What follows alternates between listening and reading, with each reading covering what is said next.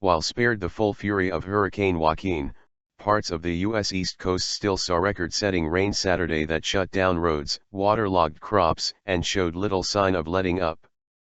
Meanwhile, U.S. President Barack Obama declared a state of emergency in South Carolina and ordered federal aid to help state and local efforts.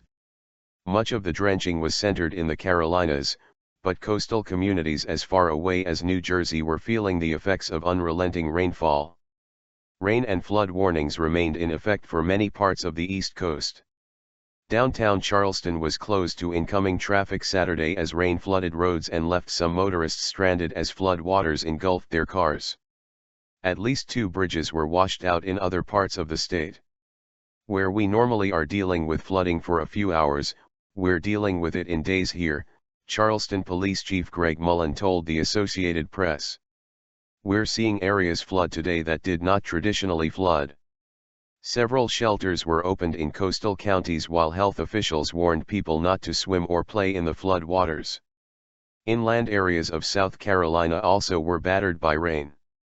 The Greenville-Spartanburg Airport in South Carolina recorded 2.3 inches, 5.84 centimeters, of rain Saturday, smashing the previous record of 0.77 inches, 1.96 centimeters, set in 1961, according to John Tomko, National Weather Service meteorologist at Greenville-Spartanburg.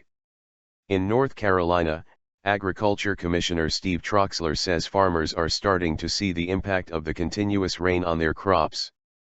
Apples in Henderson County are starting to split open because they're waterlogged and farmers can't get into the fields to harvest other crops. I had one farmer tell me this is like getting all of your cash assets, put them on a clothesline, waiting for the wind to blow them away, he said. Flooded roads were closed throughout the Mid-Atlantic region and power companies reported scattered outages in several states. In New Jersey, storms dislodged an entire house from its pilings in a low-lying area of Middle Township in southern Jersey. No one was in the residence. The National Weather Service in Greenville, South Carolina, said that bursts of heavy rain are likely in the Carolinas and parts of northern Georgia that could cause some rivers and streams to flood significantly.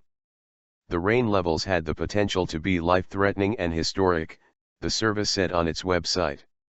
Once the rain ends, the threat of flooding persists because the ground is too saturated to absorb water, meteorologists say. And high winds could bring down trees like the one that hit a vehicle near Fayetteville, North Carolina, killing a passenger.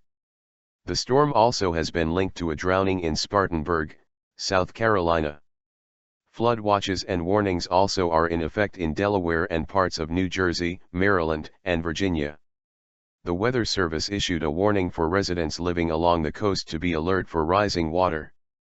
A combination of high water and high waves could result in beach erosion and damage to docks and piers. Still, the Atlantic seaboard was spared what could have been much worse damage had Hurricane Joaquin not continued on a path well off the U.S. coast.